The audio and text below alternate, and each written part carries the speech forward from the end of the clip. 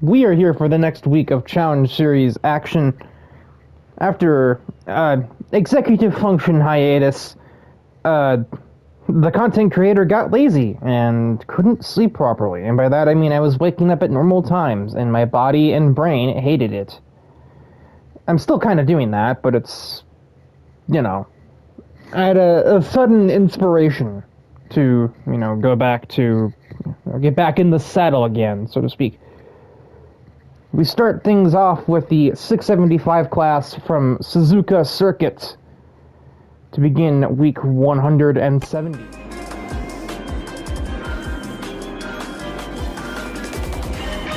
We are away from Suzuka. What the hell is going on back there? We are green from Suzuka, and Goldie Shinozuka apparently didn't get the memo and spun the wheels like an absolute maniac as soon as the lights turned green. Satsuki Waki, her teammate, is immediately off of the circuit. What the hell? That is a maneuver, Dom DePrisco. And runs her off the road again. So that's why she spun. Dom DePrisco just, if-gap Countach and yeeted the NSX right off of the racetrack. I think also just gave a bump to the back of Derek De La Cruz there as well. So he is currently on the warpath in his actually newly redesigned Countach. It surprised me too. He finally changed. He changed his livery after almost 4 straight years of running here. Why change it now? I feel like that was something we all got used to by this point, but at any rate, yeah, that is a thing that has happened. What else is going on? Shinozuka has caught to the rest of the field after forgetting to launch the car, and has just driven directly into the back of the debuting Tony Jordan in an HKS GR Supra. Are you okay? Waki is also up here too. I have some concerns. I have more than a few, actually. Let's see. The front row was Niru and Tsurugi, but I have since surpassed them in my fucking Tyson Viper. Not quite Tyson, but close, maybe. Speaking of. Then we have a pair of Chinese drivers fighting for 5th. I just spit everywhere saying 5th. Jordan, I believe, is the only new driver on the track, and of course she has damage from getting barged into by Shinozuka.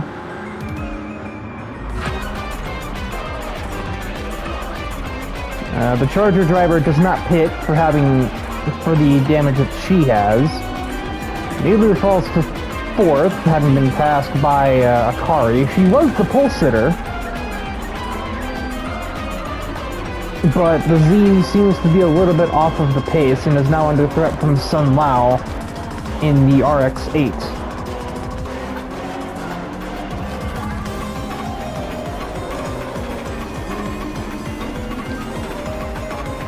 POV driver recovering, getting her way through the lower mid pack.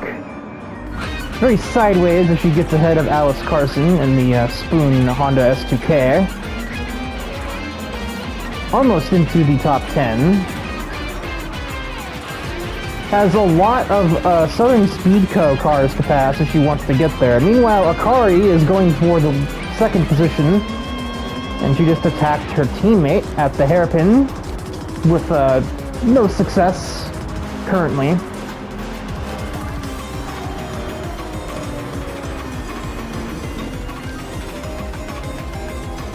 It seems that Porsche is definitely the quicker car, but she's obviously cognizant of trying to find an opening to make the overtake without jeopardizing Tsurugi's own race, since that is her team owner.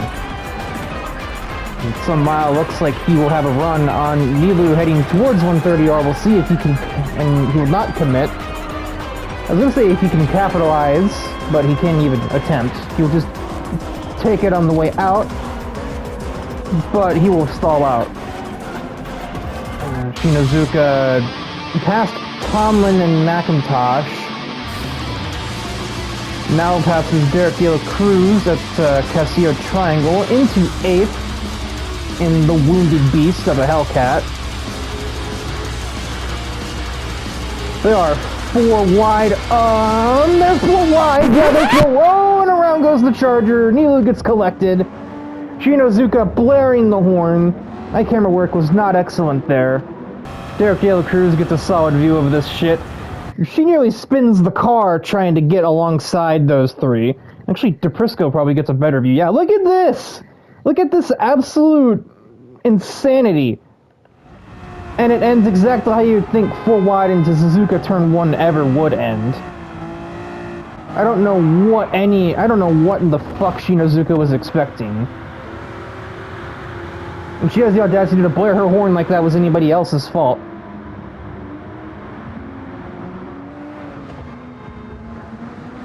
Like, Nilou and Sun Lao do have to turn in, you know? They can't just not make the turn.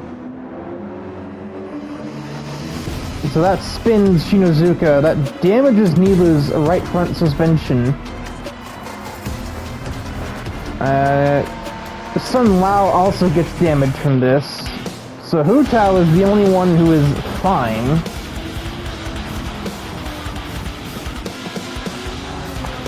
Well, this has been...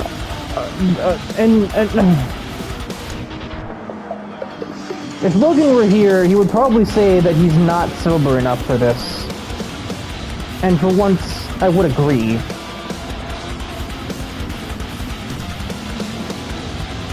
Despite adding some suspension damage to the mix, Shinozuka still apparently has at least some amount of speed in that Charger. Passes Carson, skates ahead of Nilou, whom she collected in that incident down at turn 1.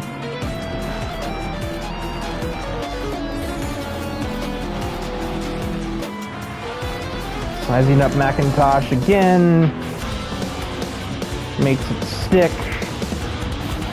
Surprised not to see it just break traction again through 300R, I think that's called, because it did so on the second lap. Should be... No, does not have the run on Tank Tomlin, but might have the better straight line performance. Yeah.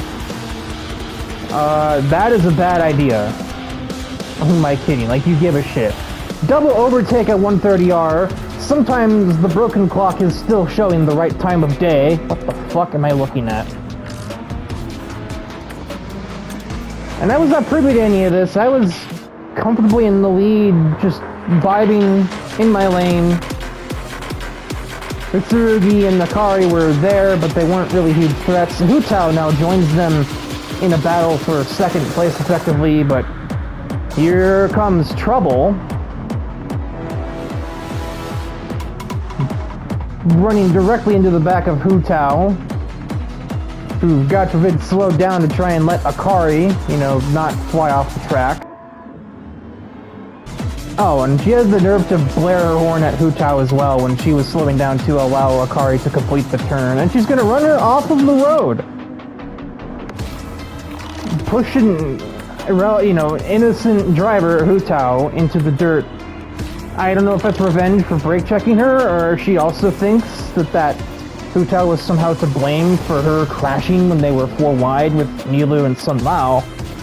Now she's caught up to the back of her team owner and alleged cousin, with Tsurugi, who I had a slow F section. I was maybe a little conservative because I was like, okay, just don't box the car. You haven't won a race in like months. Goldie thinks about it.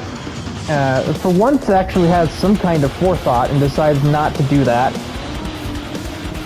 Not on her team owner, anyway.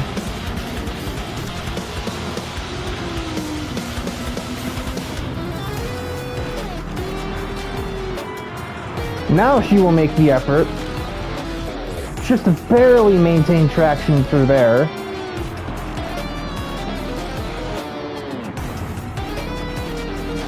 And this is when I finally started to, you know, become introduced to this absolute psychopath. I mean, I guess we've met bigger psychopaths in the challenge series, but Shinozuka is definitely making some, live and let die-esque decisions, like diving me at 130R. And because I have something called a sense of self-preservation, I decided to give her a lane. I probably didn't have any reason to do that.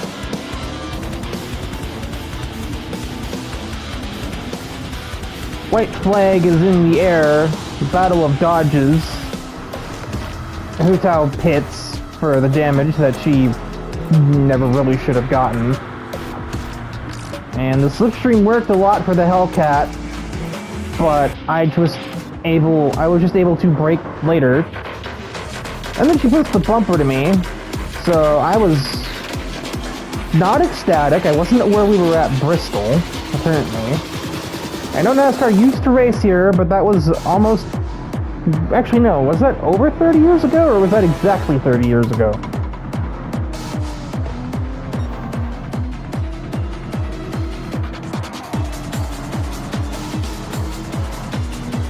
Go on, say Dorito!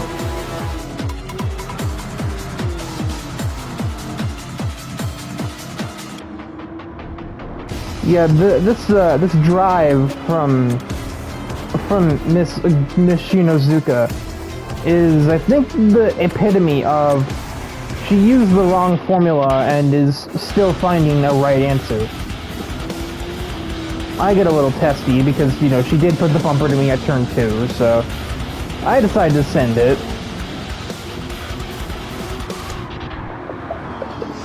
Back in my head, thinking if she does something equally stupid to me, I'll, like, drive through the grass to try and stay alongside me. I'm the admin. I can reprimand her if I see her doing something stupid. I would argue she has done something stupid this entire race, but the problem is just, that's not the kind of stupid that we can just, you know, suspend a driver for. It's more so in line of, like, she never thought about if she should, only if she could. And she could take the lead back on the back straightaway. And I had not much to offer in the braking zone, so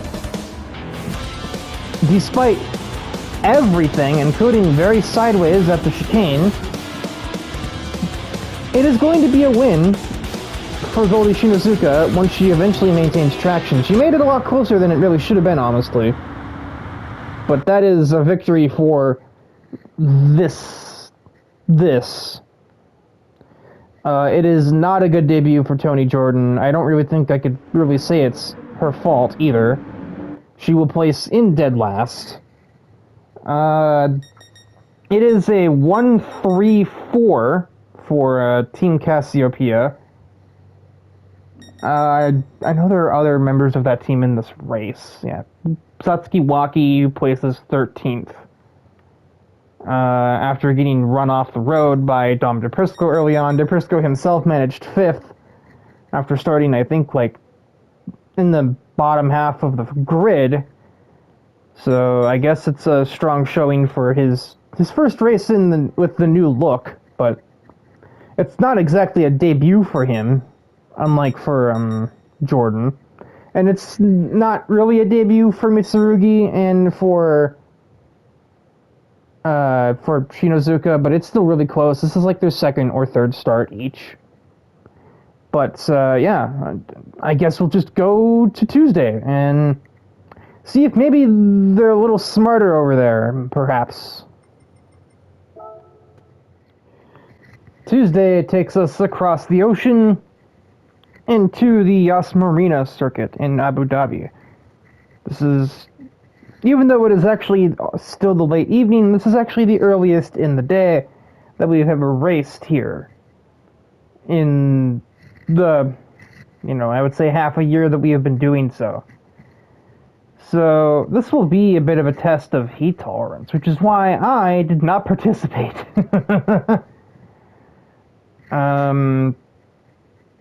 the sun is still in the sky, ergo, you know, the desert hasn't hit a sudden steep drop-off in temperatures yet. And I guess we're kind of trying to work out if it's possible to race earlier in the day, just for the same kind of versatility we get from other tracks. But even this was still starting at like 6 p.m.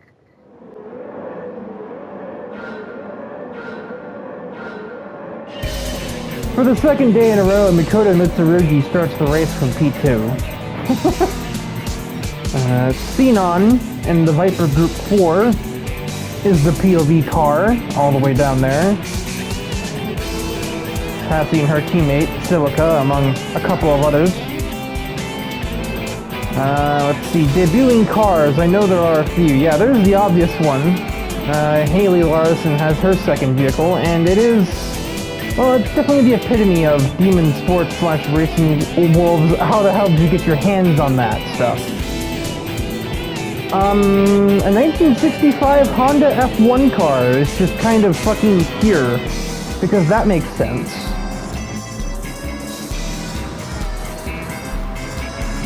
Also have a new Impreza for Kit Taylor, not a new driver, and also a new car, new 91 RX-7 for, which just ran into the back of Haley Larson, for, Ryuji Imai.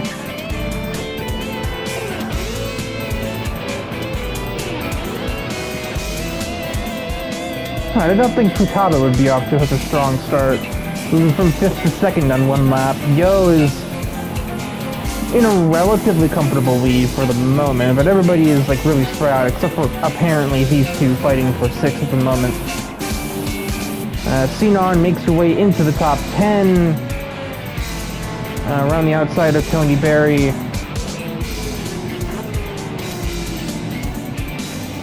This is not gonna not look weird to me. It also obviously has damage from getting run into by the RX-7 driver.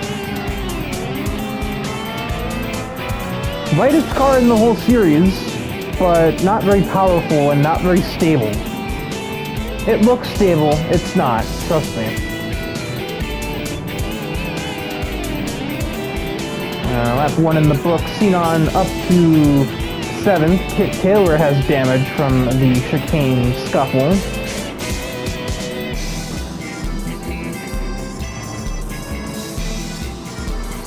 Bernice is absolutely just tailgating the shit out of the 143 Celica up here.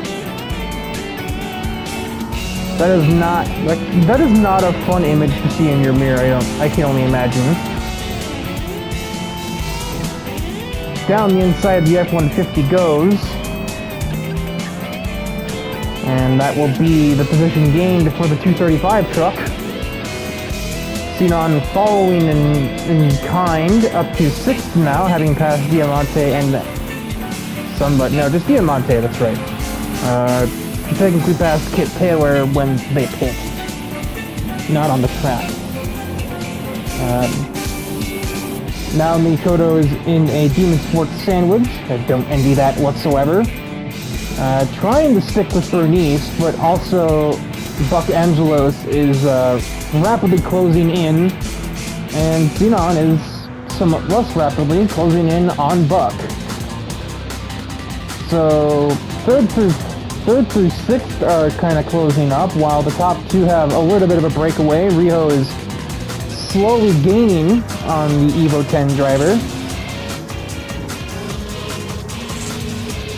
I just heard cars on the other side of the track. It was sort of a hairpin, namely Haley's, and thought somebody was trying to get my attention in real life.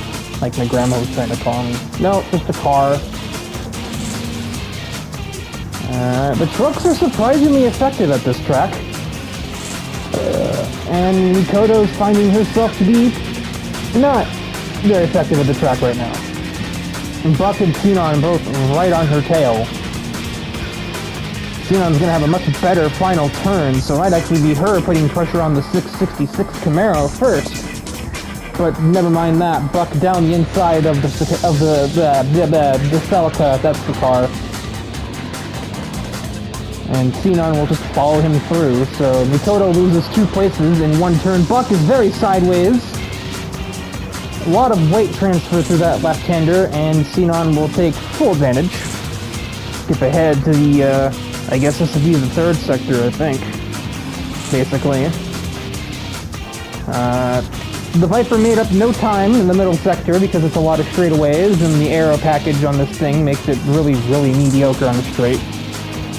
Should be pretty good here. Buck's not really an immediate threat.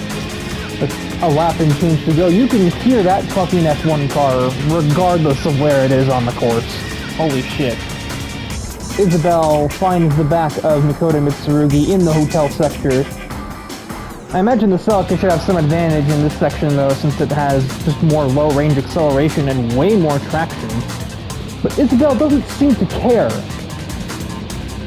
about that sort of convention. Top 4 all in a row as we take the white flag from Yas Marina. Yo Watanabe, Ryo Futaba, Bernice White, Shino Sinon, and a distant Buck Angelos rounds out your top 5. Isabelle down the inside of Mitsurugi, very close to contact, but none made. Mustang into 6th place. I don't know if she'll have enough time to get any further though. Buck's got enough power to keep her at bay. Sinon trying to go around outside of Bernice White at the hairpin. No success. It should have a better exit though, based on the line that you just took. See if you can get it to take her anywhere. The F-150, yeah, is a little stronger in a straight line though, just because it doesn't have any aerodynamic parts. Quick amount of slipstream, still not enough. We'll fight into the braking zone, and Sinon will easily win there in the Group 4 machine. And immediately find herself right at the back of the other pickup truck on the grid.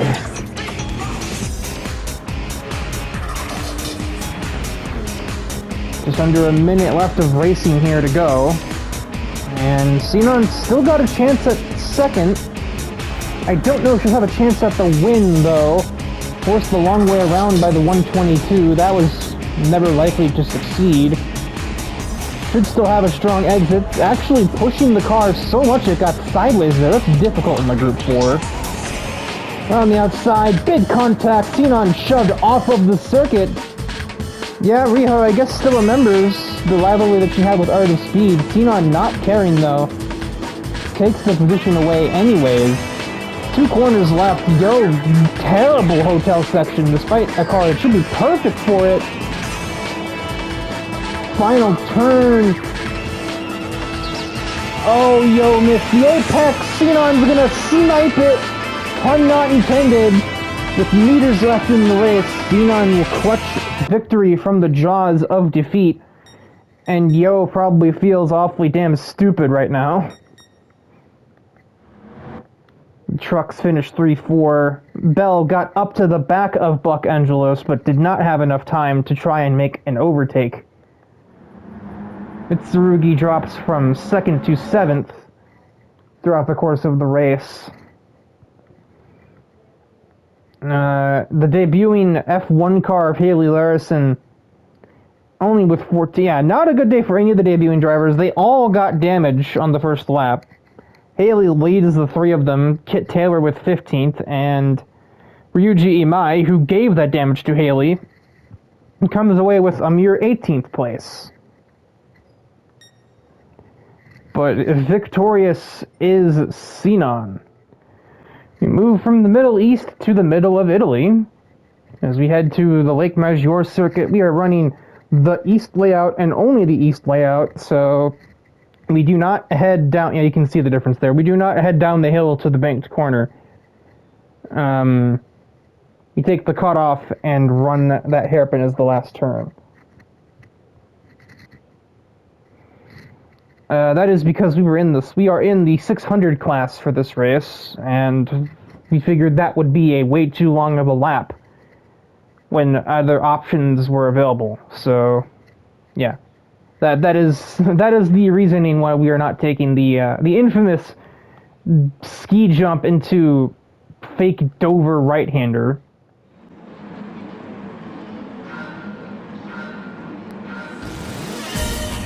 The flag is green. I don't know why I said it that way, but we are away from Lake Major East. All-wheel drive advantage immediately puts the debuting GR Yaris for Makoto Mitsurugi into the 3rd position. I think she started 5th, so she jumped Thomas and Brandt off the grid. She is surrounded by quite literally the old guard, and she herself is hardly young, I guess, born in 70. But she's up against a bunch of other 60s drivers. I think it's literally 64, 65, and 66. And also back here we have Francisco Ferranzi as the POV driver, somewhere in that mass of cars. There he is. Yeah, my dumbass didn't have the driver names on the screen before, so I rectified that before the replay began. Francisco is in the dirt, and he's still overtaking Kevin Begstrom anyway.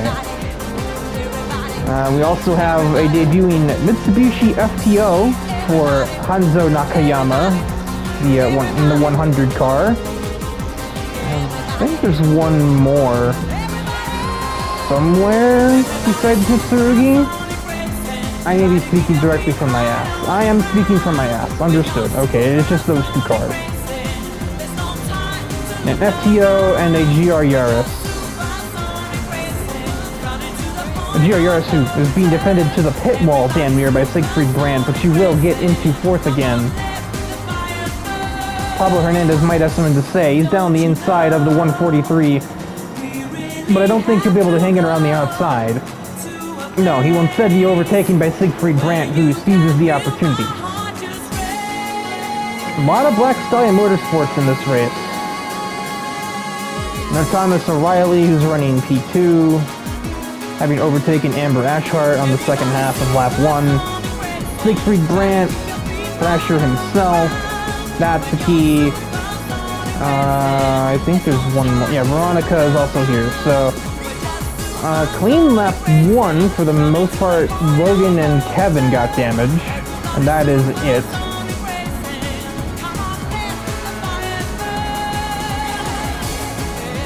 Looking for 9th on Hanamaru. The 110 Alfa Romeo should have that. Yeah. Hanamaru didn't really fight him too hard. Suddenly, ambush tactics used on the 94 of Thrasher, but is headed off by fellow Italian Mari. Eventually gets around to the truck and also gets around to the Golf. So the Alfa Romeo of Francisco Ferranzi making very quick progress.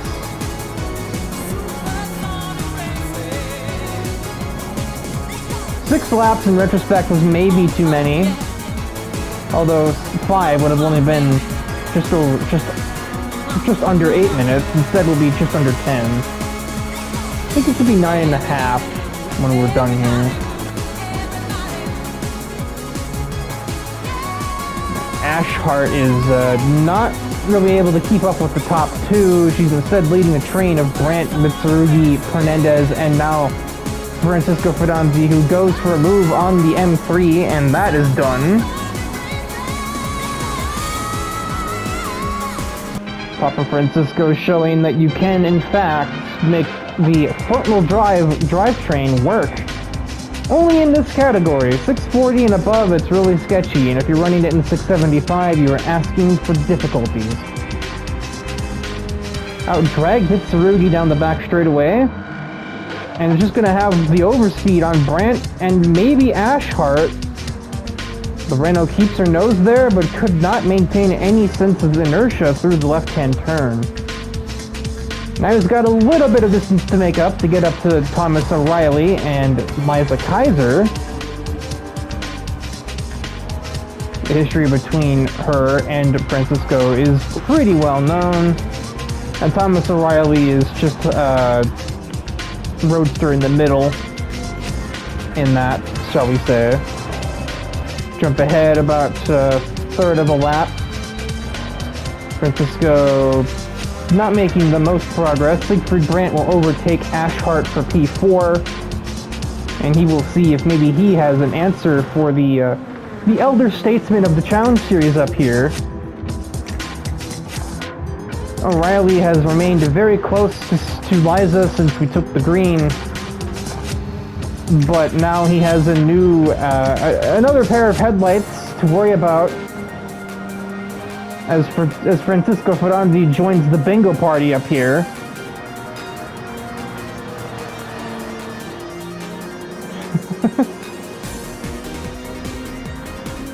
And looks like this will be the first strike. Strong exit from the S's for Francisco. Can he convert? No, not late enough on the brakes. Does he maybe get a better exit from the final turn? Yes. Francisco moves very far over. He's gonna have a run on Liza. Let's see if he can make that work. No. But Thomas does not attempt to go back down the inside, so he will at least have made up one place on that straight. And you can work on the other. You still got a lap and basically 2 laps left to figure this out. I think Liza just slowed down on the exit of that left-hander. Maybe try and back Francisco off. Fernando, that's one of his kids. Down the inside, possibly new race leader. Liza super late on the brakes. Nearly putting a tire in the dirt. Actually, it looked like she probably did, but just didn't let it stop her from making the turn. But in the end of all things, Francisco Ferranzi gets the race lead with a lap and a half to go. Liza keeps her bumper in, and so the battle will, however, continue, and it looks like she might have the advantage. No, she just couldn't hold the momentum that Benito could, somehow. Doesn't make a whole lot of sense to me, but that is how the cookie has crumbled. And now O'Reilly will take a shot at the 930 car. That's because of the number, chassis code 930. Thomas will send it at the final turn. White flag flying for a trio of third-generation Challenge Series drivers. O'Reilly's Roadster creeps down the inside. This is a very not enthusiastic camera here. What the hell? Liza with the cutback of the decade sends it on both of the elder men. I don't know how she got that car there. Francisco's not taking it. They'll continue to go too wide. That is not the person I want to put the camera on. Still keeping his splitter there, if there even is a splitter on that Alfa Romeo. Down the hill to the long right-hander. Big and very important corner there. 3 abreast at the apex. Francisco forced to bounce off of both of them. And Thomas O'Reilly will sneak through the middle and put himself back in the race lead with half of the lap to go.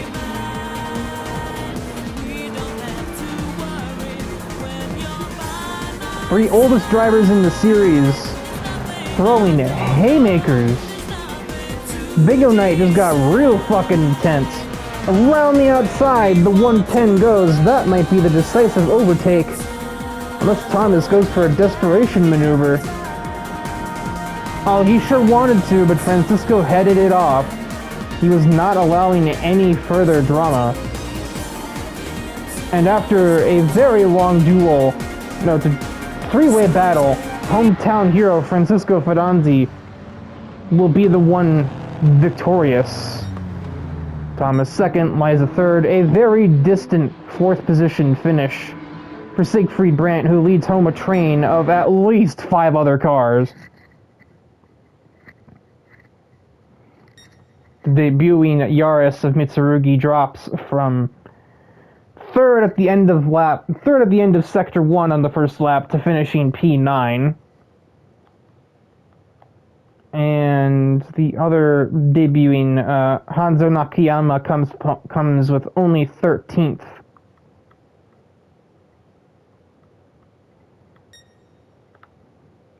But age is very much just a number here in the Challenge Series, I swear to you.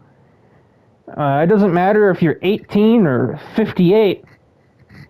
Every dog has their day here in the CS. Watkins Glen hosts Thursday's 7:15 class event. There was a bit of a scheduling hookup with a planned endurance race for this week, actually. Yeah, none of these races were supposed to happen. It was supposed to be a 50-mile endurance race here at the Glen, but, well, IMSA kind of won out. We don't quite have that much staying power, and we couldn't get in as a support race. So, they did not outright revoke the race, we just had to move it till much later in the year. But we'll basically run a miniaturized version of what that race would have been here on Thursday evening.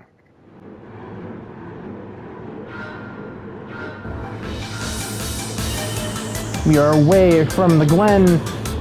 You won't be seeing any four-wheel drive advantage on this starting grid, considering the entire running order is American cars. I guess it does make sense when you think about it. There are a lot of teams, a lot of American-based teams that have some kind of throughway here at Watkins Glen.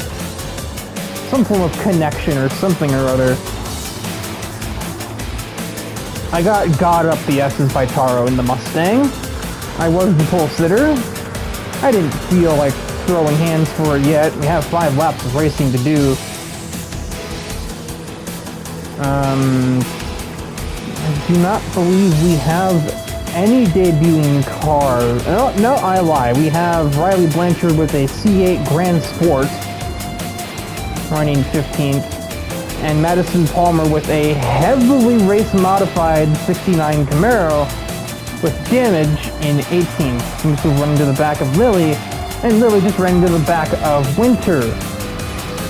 A bit of team killing there from the C1 Corvette.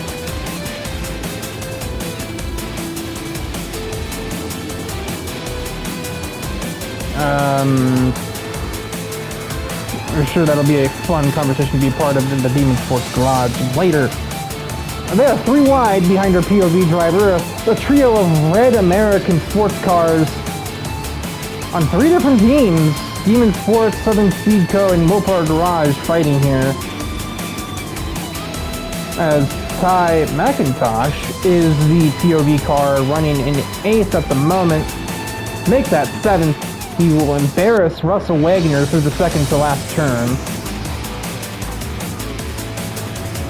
My brain just had a bit of like vertigo almost there, watching them head through that last turn, because my brain is, I guess it's still in 600 class mode. Tyler defends from the 74 of Wagner.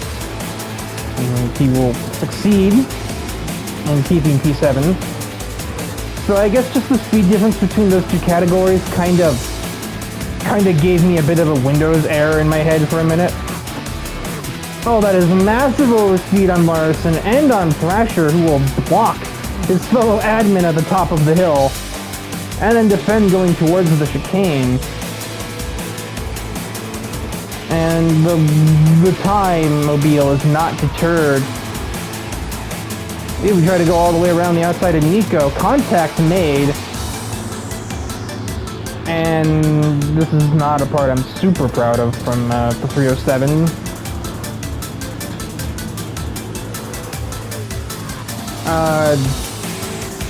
Yeah, spoiler, that's not the only time Nico and Tyler will make contact.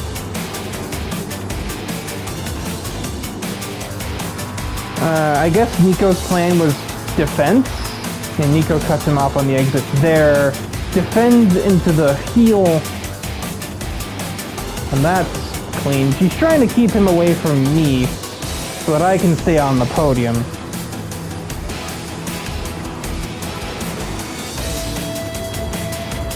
Including brake checking on the exit of the boot, defending into the second to last turn. There's layers to it. That is not a good layer. He nearly spun from that because he got put on the inside curb. Nico just not giving him a really proper respect, I must admit. Defends into one. That's normal.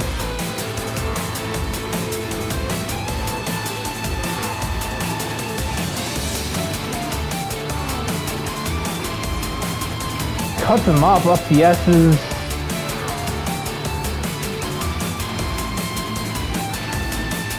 And what follows, I really don't blame him for. Bumper to the back of the 307. Just a textbook bump and run, but it damages the Viper. And best believe I did get an earful about that post-race. Fortunately, it's not too hard to restrain Nico.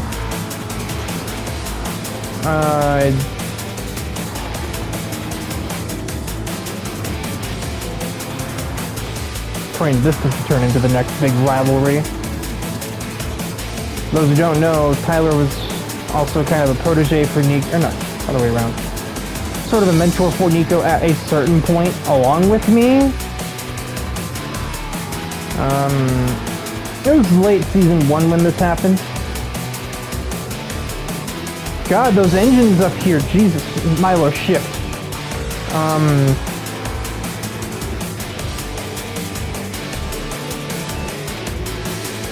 Yeah, the squads we used to call ourselves, me, Tyler, Milo, Thrasher, are 2, 3, 4, 6 now. I had to think for a second. I got confused by my own username, and in goes Nico into the pit lane because of the damage from Tyler. 2 laps to go, 2 laps for him to catch up to Milo and to Taro, who are currently fighting for the lead. And actually, I was going to say nose to tail, but Milo had a peek down the inside, which therefore changed the complexion of the situation.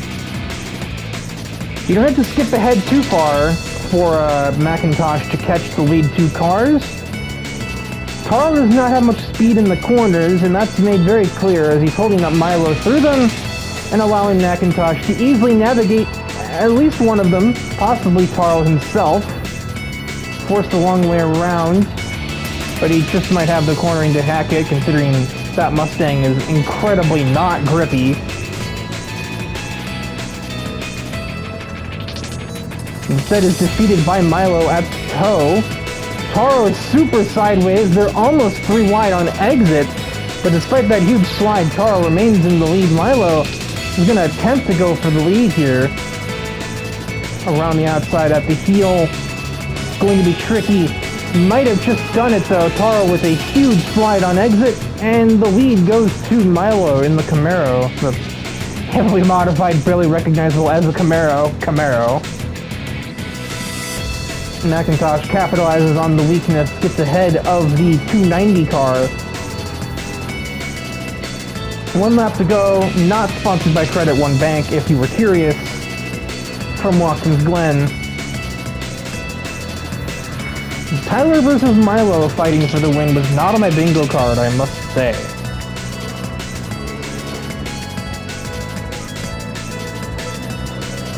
Tyler has not actually... Yeah, Milo still has the fastest lap of the race, albeit by 300ths. I had nothing to offer the podium positions, so I was just kind of trying to vibe. They are fighting for the lead at the top of the S's. I was not aware that was when it happened, but it has happened to McIntosh to the lead for Southern Speed Co. over Milo in the Camaro. That's not really a Camaro, but it is a Camaro. Schrodinger's Camaro, or something or other. And I do know that it was more or less a formality from there. It was just to bring it home to the checkers.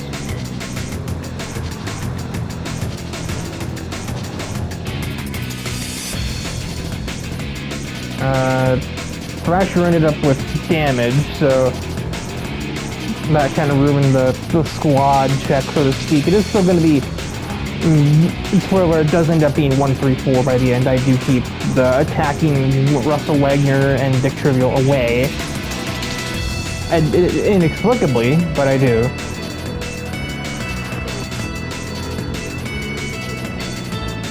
Trivial taking that peek at Wagner at the heel probably saved my skin. But last 2 corners for the 1 car of Tyler McIntosh. And he will take a convincing victory. There's a difference from the Glen. Milo Tate is P2. Taro Kitano rounds out your podium from pole position. Or from the front row, rather. I was the pole sitter, and I will claim a mere P4. I don't remember the last time I gained places from where I started in this Corvette, and it's not because the Corvette is particularly bad, it's either because I am bad or I keep starting on pole or really high on the grid and there aren't too many places to go from there except down. The debuting cars, Palmer with 17th and Riley Blanchard with 14th, so not big days for them. I'm not sure. I imagine that's probably because of damage. It usually is. Also, Tyler absolutely smoked that fast lap. Milo also ran his quickest lap on the final lap, but it was nothing compared to a 47.7 from the C8 Corvette. Canada, the Circuit Joe Villeneuve for the roulette race of the week. And there's not much else to comment on. As somebody in this race, admittedly, this race wasn't exactly as exhilarating as the other four this week. Even the one yesterday wasn't that insane, but this one...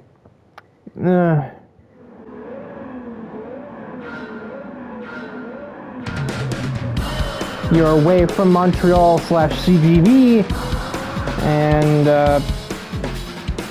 yeah, there you see the POV driver, Silica in her Group 2 NSX, immediately using the handling to move her way up the field as quickly as humanly possible, and she's going to have to do that because Juan Santo has already moved from, I think, 4th to the race lead in just one sector. It's not like he was unresisted. This guy is in his class. He had to pass at least one car in his category. He also had to pass me, and the pole sitter was Katie Caswell.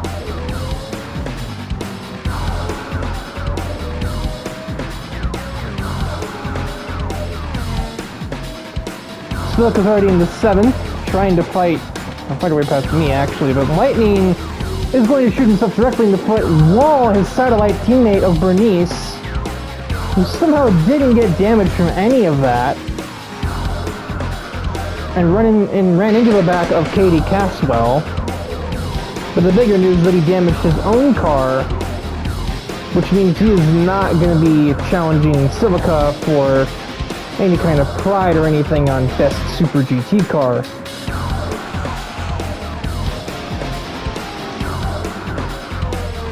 Katie is pitting.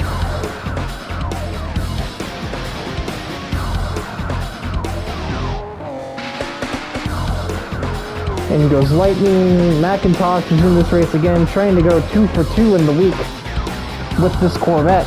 Win 2 races in a row. Admittedly, he won't be winning overall, but he need only beat myself, Bert Wheeler, and I think there's one other 715 car. No, I am a liar. So yeah, he only needs to beat me and Bert Wheeler to win the class, which would count as a win.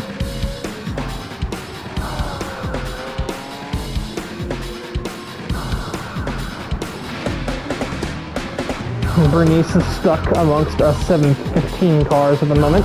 There are debuting drivers as well, I should probably get to that. The first is a damaged Polestar. Buddy Nickel, for every time a Challenge Series competitor has simply been a self-driving AI at the wheel of a racing car, I would have 2 nickels. The fuck?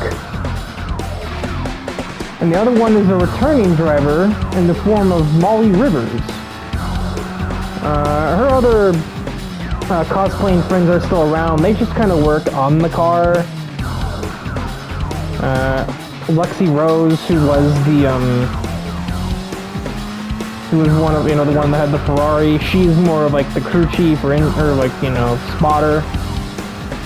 And Jesse Green works on the car itself.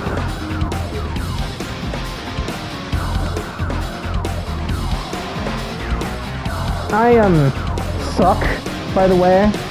I'd just like to point that out. I really am not good at getting so down for that chicane, and it shows.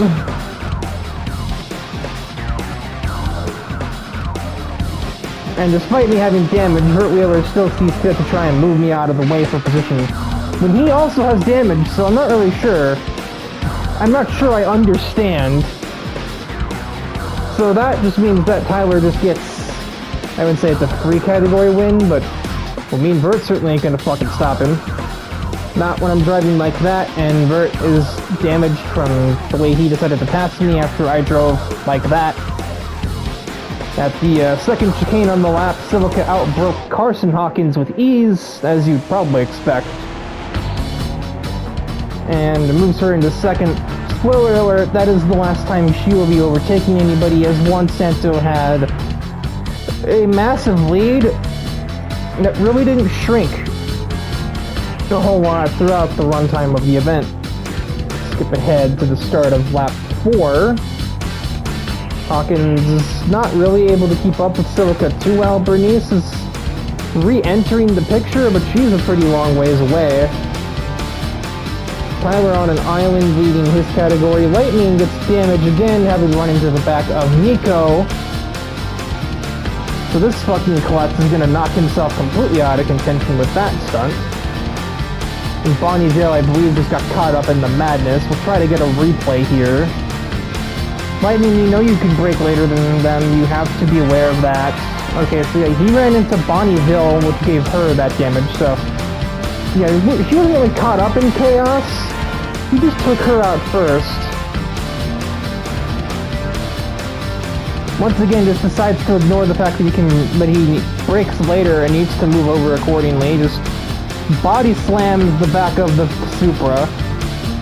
He's back on his Tokyo Expressway bullshit, I guess. He's just gonna bump into everybody. I don't know what the fuck that was. There's an inside wall there, dumb fuck. In the chaos, that will hand the category lead of 675 to Molly Rivers. August Embers leads the 640 category. Admittedly, the only opposition that they have is Mark Wilde in the Stingray, and he's not too far behind the Celica.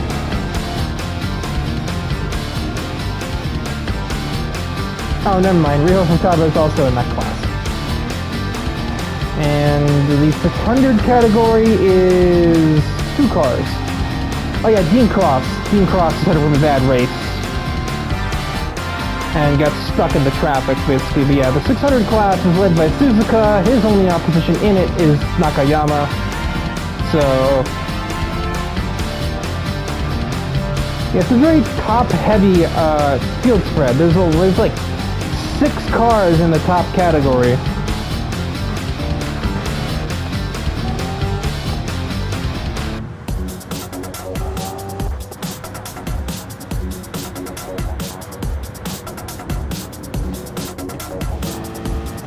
That was an overtake. Mark Wilde is not having it, despite not even being in the same category as DD Driver.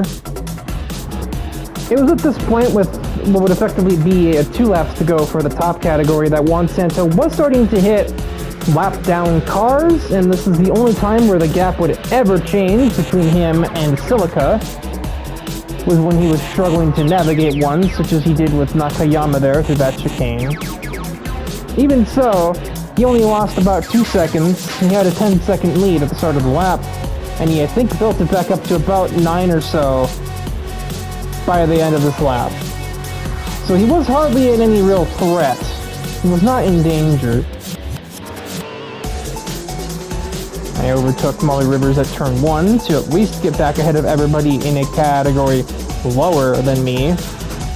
Whoop-de-doo, I've done the bare minimum after an incredibly rookie mistake.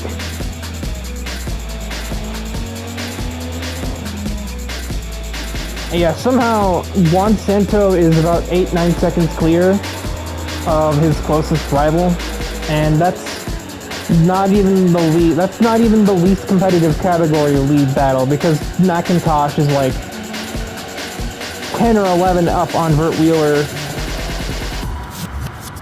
It's only about 7, maybe 8 between Rivers and Driver.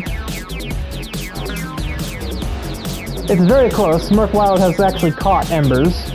Just can't brake late enough to actually do anything about them to try and take the lead away in the category. And Suzuka is also like 9 or 10 seconds ahead of Nakayama, so final lap in the race. McIntosh will be the first to complete the race. So he will win the 715 category, mostly uncontested. There goes Vert, and here comes myself. Molly Rivers will maintain the lead that she had and win on her return, I should say, over Dee Driver.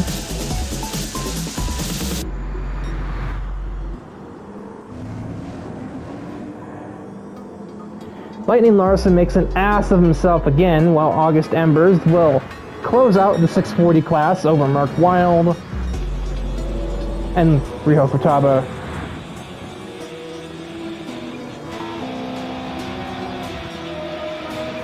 Juan Santa will take the overall win in a rather convincing fashion, and sometime later, Hiro Suzuka would eventually win the 600 category by a fair distance. But that is week 170 in the Challenge Series. A lot of action early in the week, but we went back to some normalcy as we got closer to the end of the week. We have week 71 as another normal episode, and week 172 will be the first of the summer stretch of endurance races known as the North Americas Tour.